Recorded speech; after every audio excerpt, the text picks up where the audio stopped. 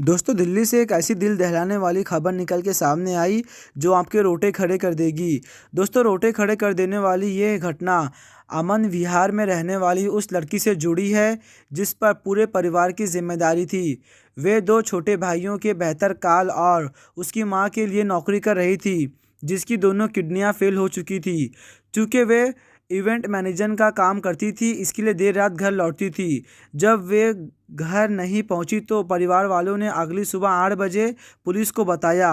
इसके बाद जो खुलासा हुआ उसे पुलिस भी दहल गई। मां बेसुख हो गई, परिवार टूट गया। दोस्तों आखिरकार ऐसा सुबह क्या हुआ जिससे पूरा परिवार टूट गया, माँ की आंखें खुश्क हो गई। दोस्तों आइए जानते हैं विस्तार से इस रिपोर्ट में। अगर आप हमारे चैनल पे नए हैं तो चैनल को लाइक और सब्सक्राइब ज़रूर कर ले। बेल आइकन को दबाना मत भूलना ताकि हमारी आने वाली हर छोटी बड़ी खबर आप तक आसानी से पहुँच सके। दोस्तों दरअसल 31 दिसंबर की रात 5 युवकों ने जमकर शराब पी रखी थी। मुरातर से लौटकर वे मंगोलपुरी से रोहिणी जा रहे थे। दोस्तों बोलेरो कार की रफ्तार काफ़ी तेज़ थी। अंदर तेज़ आवाज़ में गाने चल रहे थे। सुल्तानपुर में उनकी कार से किसी की टकराने की आवाज़ आई, मगर दोस्तों वे सब इतने नशे में धुत थे कि उन्होंने ध्यान ही नहीं दिया। दोस्तों एक सकरे रास्ते पर टू व्हीलर पर सवार होकर आ रही एक युवती को कुचल चुके थे। युवती कार के नीचे बम्पर और पहियों के बीच फंस गई थी। दरअसल उसे कुछ मीटर नहीं, पूरे 13 किलोमीटर तक कांजावाला गांव तक घसीटते हुए ले गए। दोस्तों इतना ही नहीं, तकरीबन 3:24 को रोहिणी जिले के कंजावाला थाने को किसी अजनबी व्यक्ति ने फ़ोन कर बताया कि एक कार कुतुबगढ़ की तरफ जा रही है, उसमें एक शव लटका दिख रहा है। दोस्तों इसके बाद पुलिस ने जांच शुरू कर दी। तकरीबन 3:53 पर पुलिस को एक टूटी फूटी स्कूटी मिली।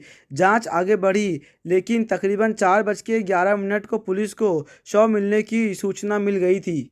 दोस्तों कोई राहगीर कुछ कर पाता या पुलिस कुछ कर पाती, तब तक के देर हो चुकी थी। नशे में धुत युवक तब तक के युवती को कुचल चुके थे, उसके परिवार के सहारे को कुचल चुके थे, माँ बाप के उस बेटी की ज़िंदगी छीन चुके थे। कार धीमी तो लोगों ने देखा उस मंजर को जो शब्द में बयान नहीं किया जा सकता।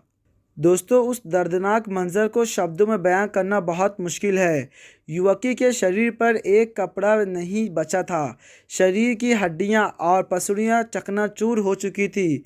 सड़क से लगने की वजह से शरीर का पिछला हिस्सा लगभग गायब हो चुका था।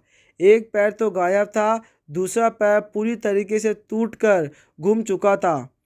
बिल्डिंग इतनी हो चुकी थी कि शव में के अंदर खून का एक भी कतरा बाकी ना बचा था।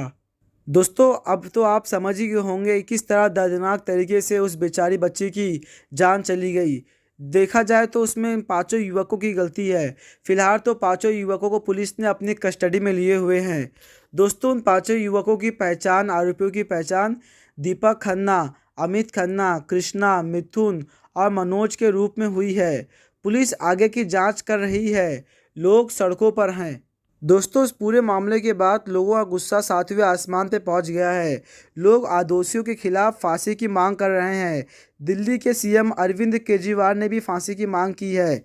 दोस्तों बड़ी खबर निकल के सामने ये भी आ रही है कि उन 5 युवक में से एक युवक जो बीजेपी का वार्ड अध्यक्ष था।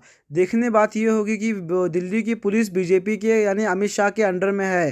क्या पुलिस सही कार्रवाई कर पाती है या नहीं, या महज एक्सीडेंट के तौर पे इस केस को दबा दिया जाएगा। दोस्तों मन में इस दर्दनाक हादसे की तड़प है तो नशे में धुत बेपरवाह युवकों के खिलाफ गुस्सा भी है। ये घटना अपने पीछे कई सवाल छोड़ गई है, जैसे ये महज हादसा है या साजिश। क्या आरोपी पर लापरवाही से ड्राइविंग कर गैर इरादतन हत्या का मुकदमा चलेगा या फिर सीधा हत्या का मुकदमा चलाया जाए। बेटी को खो चुके माँ बाप का इंसाफ की ओर सवाल है कि उसने तो इतने कपड़े पहनाए थे, फिर तन पर कुछ क्यों नहीं बचा। दोस्तों इस पूरे मसले पर पूरे दिल्ली की आवाम, पूरे देश की आवाम सड़कों पर उतरी हुई है और दोषियों के खिलाफ कड़ी कार्रवाई की मांग कर रही है। दोस्तों इस पूरे मसले पे अलग अलग सियासीदान, अलग अलग पार्टी के लोग अपना अलग अलग दावा पेश कर रहे हैं, जिस पे अरविंद केजरीवाल ने भी कहा है कि दोषियों के खिलाफ फांसी की सज़ा दी जाए। दोस्तों इतना ही नहीं, अरविंद केजरीवाल ने ये भी कह दिया, आम आदमी की ओर से भी कहा जा रहा है कि 5 युवक में से एक युवक जो था वो बीजेपी का कार्यकर्ता था। इसके लिए बीजेपी कहीं ना कहीं इस पूरे मामले को देर से सॉर्ट आउट कर रही है। देखा जाए दोस्तों तो दिल्ली पुलिस यानी दिल्ली की पुलिस जो है वो बीजेपी के अंडर में आती है। तो दोस्तों आने वाला वक्त बताएगा कि क्या सही कार्रवाई होती है या दोषियों को सिर्फ महज एक्सीडेंट के तौर पे सज़ा सुनाई जाती है। दोस्तों इस पूरी रिपोर्ट में आपकी क्या राय है, नीचे कमेंट बॉक्स में ज़रूर अपनी राय बताएं। दोस्तों हो सके तो वीडियो को ज़्यादा से ज़्यादा शेयर करें। Thanks for watching this video.